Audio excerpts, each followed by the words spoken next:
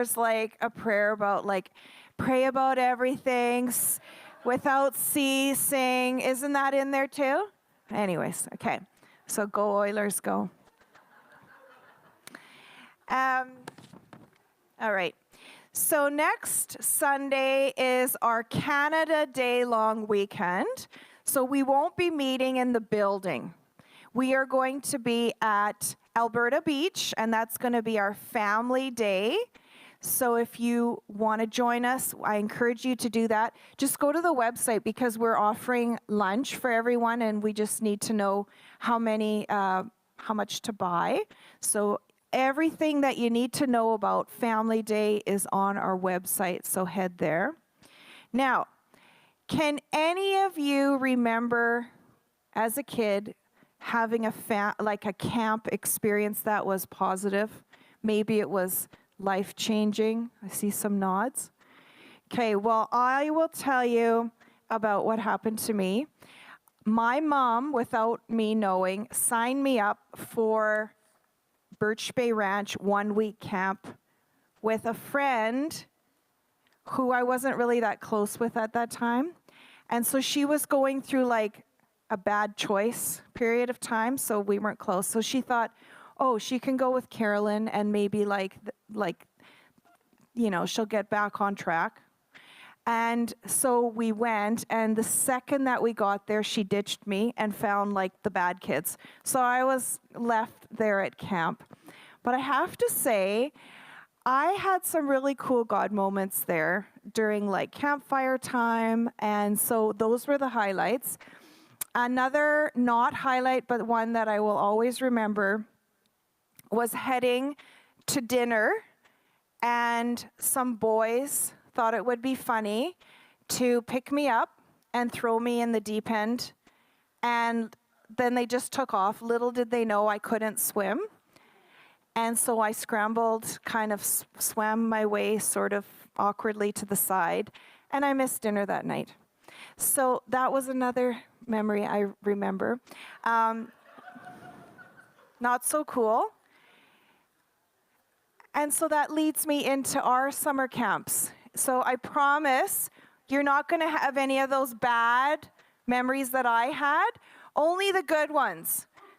Okay, so we are really excited that you will have some cool God encounters and really good friendship times, not like my experience, okay? And so we've got 2 week-long summer camps that are going to be run by our awesome interns, and you can go to the website to get details for that. We're also going to be having backyard camps, and Grace is going to be running that. So parents, come and talk to me, text me, so that I can get you in connection with her. And we're going to be having Sunday morning kids camp, VBS style, upstairs in one of the rooms, and I'm transforming it into an indoor-outdoor camp experience. So you need to come. Now, for all of these camps, we want you to be thinking about who can you invite? Who can you invite? Is it a neighbor? Is it a friend from school? Is it a cousin? Because here at South, we're all about becoming more like Jesus and introducing others to him as we live authentically in community. Everything we do should have that pulse behind it, and our programming for our kids this summer is the same. So, with that note, I want to thank you so much for your giving, because that goes towards our mission, and you can give online or you can give in the lobby. And so with that, I'm going to call up Pastor Tyson, who says it's wrong to pray for the Oilers because he doesn't care. I don't think it's wrong. I just don't think God cares. It's kind of like, when you're like, hey, honey, we should go to the keg tonight. It's not wrong to ask that, but she doesn't care. Like, it's not going to happen. It's not going to make any difference. So, sorry, I was trying to think of an example off the top of my head. And it didn't work, but that's okay. I will say this. If you have some shopping or something you really want to do that's usually crowded or busy, Monday evening would be an excellent time to do that because it'll be extraordinarily quiet wherever you go, and that would be a good time to do it. All right, I need one volunteer to help me out. You guys, all three of you. Oh my, who am I going to choose? Okay, I love the looks, the serious, the determined, and the pouty lip. And the youngest is the pouty lip, which is Sean. All right, next time we'll get you. I had you two last time, so I'm gonna go back there if you want to come on up. Last time I asked for volunteers and barely anybody did, and then I gave away money. And then this time I asked lots of people. Can you hold that for me for a second? That is 50 Timbits. But you don't like Timbits, right? No, you don't like them? Do you have a favorite flavor? Yeah? Are you more of a chocolate person? Or I noticed that there's... you shouldn't lie up here. There's 49 Timbits in there. Because I was just saying, I noticed when I opened these up, there was some jelly-filled ones, and I just didn't open and look. So there are 49 Timbits in there. So I'm actually feeling slightly embarrassed about that. So you got the birthday cake ones, you got the chocolate ones, you got these like icing covered ones with jam, it looks inside, and then you got the classic plain Jane ones. You probably like the classic, nothing fancy about them, plain ones, right? Yeah. Yeah, you like those ones? All right. If you were going to choose one, which one would you choose? This one? Okay, so give it to me. And we're going to put it here. This is going to be like Carolyn at camp, all by herself. Just sitting there. And then we're going to come up here. That's what I got from the story. And that wasn't, I was just trying to incorporate everything. And then we're going to put all of these. So you got to really see them, right? Some of them are stick together. Some of them, oh, that was smooth. Okay, that one right there. All right. Okay, so we've got that one there. Yeah, Carolyn, good. Thank you for reminding me. And then we got these here. If you had to choose a plate, what plate would you choose? This? You'd take all of these, if you could, these 48. And that one over there. Okay. Now, I need you to imagine for me for a second. Imagine these Timbits had feelings. How do you think that one would feel? That one will feel angry. Feel angry? Why would it feel angry? Because Carolyn was alone? Yep. I agree. And then how do you think all these would these ones be angry or happy? Happy. Because it's like a party here, eh? It's a party of flavors for your tongue, taste buds. All right. Do you think, think about it for a moment. Think of this now instead of Timbits with feelings. It was people. By yourself, in a crowd, with a group of like-minded people, kind of lonely, anxious, maybe feeling insignificant, feeling like, okay, I belong. Okay, how about you pick one for me? Not for me, for you. Maybe you should take two, eh? You think you've earned two? Do you think you've earned any more? Yes? Okay, take one more. That's fine, I offer. All right. Should you maybe take one for your sisters? Yeah. Good choices. All right, you take those back to your sister. You could even share with your dad if you want. Oh, thank you. But have you ever felt like this in your life? Yeah, you feel a little insignificant, lonely, maybe even, as we heard, like angry. And when you're kind of, in a group, you just feel like, oh yeah, I belong, right? At worst, at least I feel like I'm kind of connected with some people. And this summer, we're going to do a series where we're going to look at some of the teachings of Jesus, and there's stories that Jesus told. We refer to as parables because they're stories that kind of tell a point. Jesus was trying to teach something through story. And so each Sunday, we're going to look at just a different parable of Jesus's. And we're going to go to Luke 15, and we're going to look at one of the stories that Jesus told. But I want to read the first 3 verses because it kind of sets up why Jesus is telling the story. Because often he just didn't tell the stories in a vacuum. There was something happening or something going on, and he wanted to tell the story to make a point. And so this is how this one begins. It says, tax collectors and other notorious sinners often came to listen to Jesus teach. So think about that for a second. We all have mental pictures of maybe what Jesus was like, or when we read scriptures, we kind of picture something.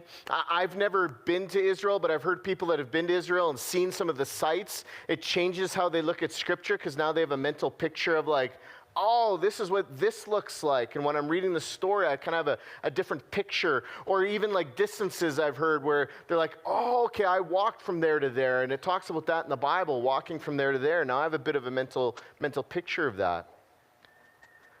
So think of like tax collectors and other notorious sinners. These were Jesus' people. That's who came and listened to him teach. That's who he hung out with. I think if you're a parent, think about your kids. If it was like, hey, your kids hung out with, and it says something, how would you feel? So verse 2, this made the Pharisees and teachers of religious law complain that he was associating with such sinful people, even eating with them.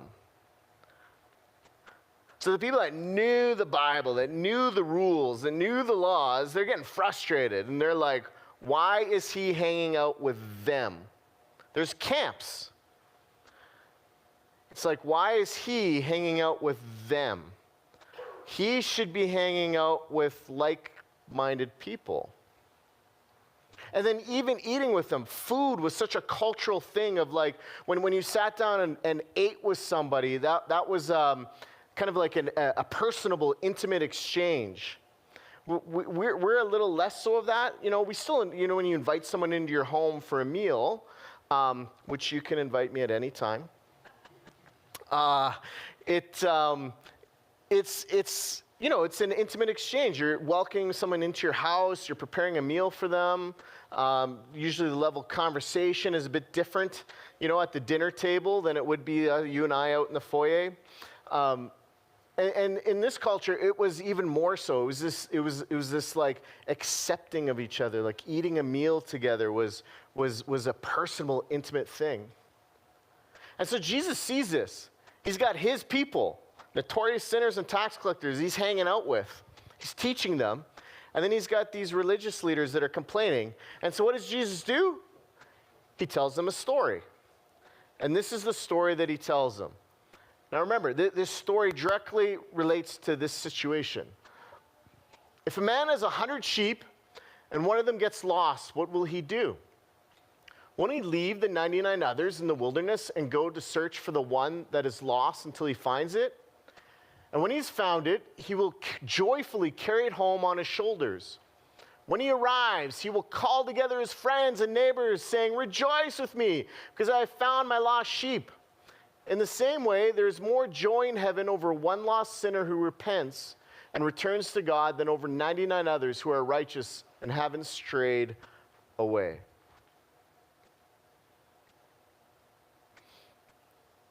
So Jesus is saying when the one wanders off and is lost, what is his posture? His posture is to go find that person. to chase after. And this is what I find, is I found myself when I've kind of wandered off, or when I talk to others that have wandered off, there's usually a lot of emotions of maybe shame, or feeling unqualified, or feeling not worthy. I'm not a big fan of rides, especially scary rides. By scary, I mean anything that involves speed and height. I'm just not a big fan of either of those two things. You know, slow and sad. I remember when we went to Disneyland when the kids were little. What's that one? It's a Small World After All. That was awesome. You're kind of slowly putting along on a boat, and you see all these different things and a song sung. And then when there's a big crazy ride, I hold Evie's purse and the stuff, and Evie and the boys go, and I go, oh, they're having fun. That's nice. That's our experience. But when you go to, especially when you go to these amusement parks, they have this thing, there's usually a guy or a girl standing there, and you're in line, and you always see, I notice this at them now, they have these height restrictions. Now they have 2 height restrictions. They have the one height restriction that's like you have to at least be this tall to get in. And then they have another height restriction of if you're taller than this but shorter than this, you need to be with an adult. And then if you're taller than that, then you're good to go. And so somebody's there, and then they even have, like I've seen, they got this metal pole that has the like arms sticking out the height, and so someone will be there, and they're like, oh, I don't know how tall you are, let's put the pole, let's measure it, and then you know what the kids do, and I even see the parents coaching, you know, it's like get as tall as you can, even kind of get off your heels a little bit, and you see these little guys, and they're like doing this, you know, trying to, and the guy's measuring, and he's, you know, and you got some people working the stick, and they don't really care too much, and it's like, yeah, go, but you got other people that are like nobody here, but they're like very, you know, rules orientated. None of you are like that. But you get some of these people where they're super rules orientated, and they're like pushing the head down. No, I want your heels on the ground. And they even like might even like can I get a piece of paper? And like they're just like they're to the T. They want to make sure that this kid is tall enough. And it's like you're either in or you're out based on your height.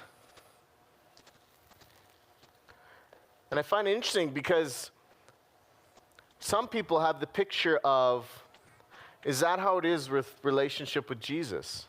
I'm either in or I'm out. You know, do I fit the requirements? And if I fit the requirements, am I in? And if I don't fit the requirements, I'm out. This is when we go back to the beginning, I'm sure a bit of the mindset here. These Pharisees and teachers of religious law were all about requirements, the law.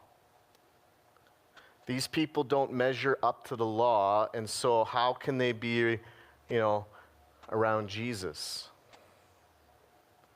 And these tax collectors and notorious sinners are kind of like, he spends time with us. Like he teaches us, and he talks to us. Like, I don't know what's going on.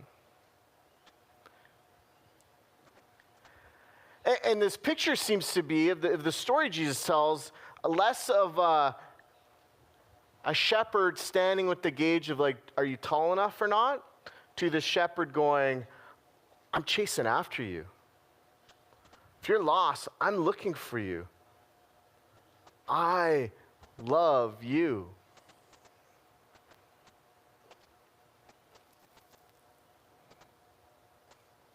And do we truly believe that?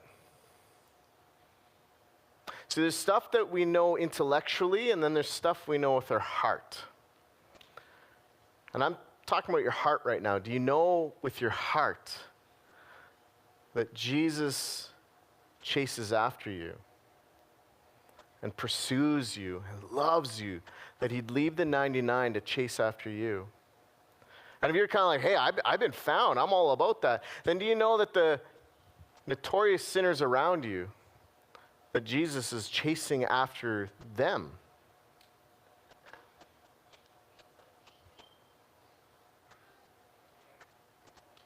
And what's the result? A party.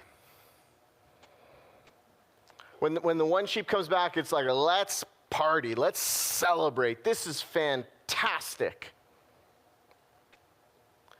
And I like that response. Can we be people that celebrate, that when we can experience, whether in our life or seeing somebody else's life, of Jesus pursuing somebody who's lost, that we celebrate?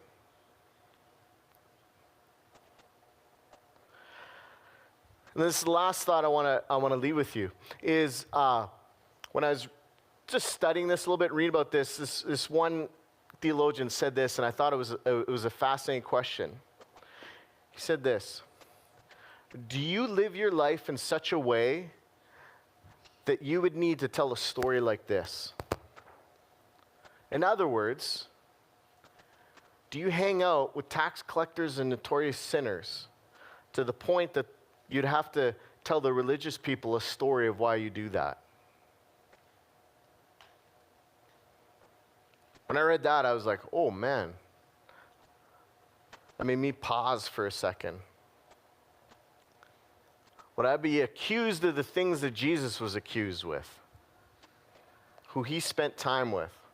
And the honest answer is probably not to the extent of Jesus.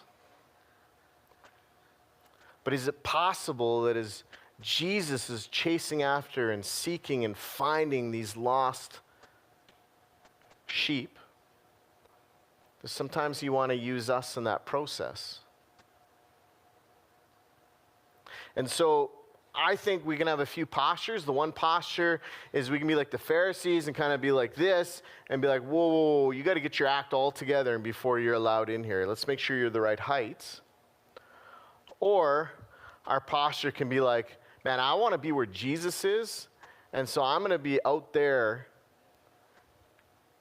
And if he's chasing that person, I'm with Jesus chasing that person and sharing Jesus' love.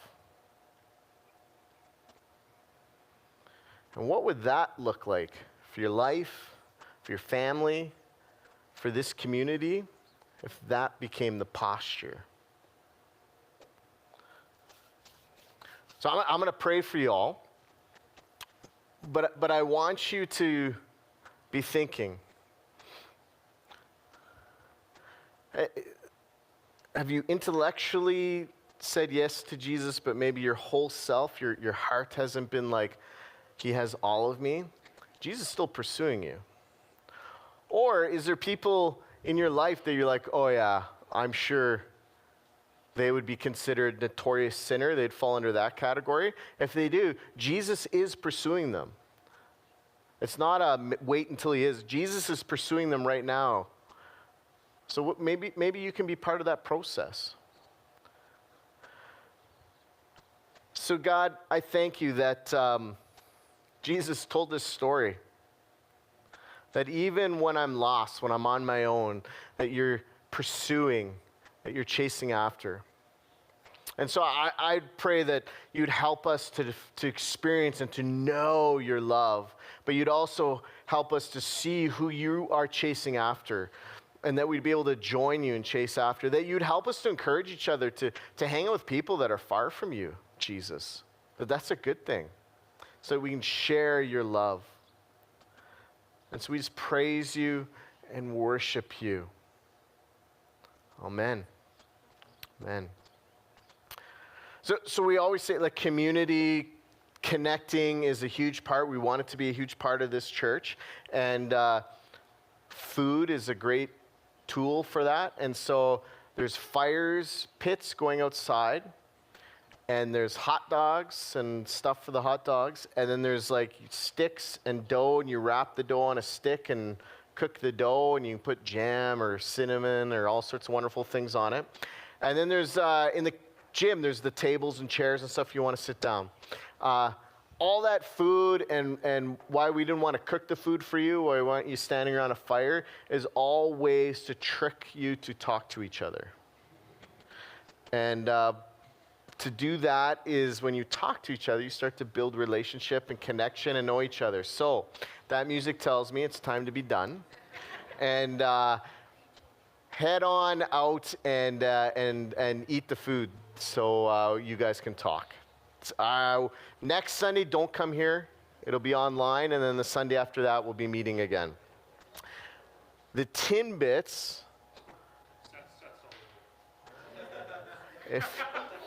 If you're this tall or shorter, you can come for Timbits.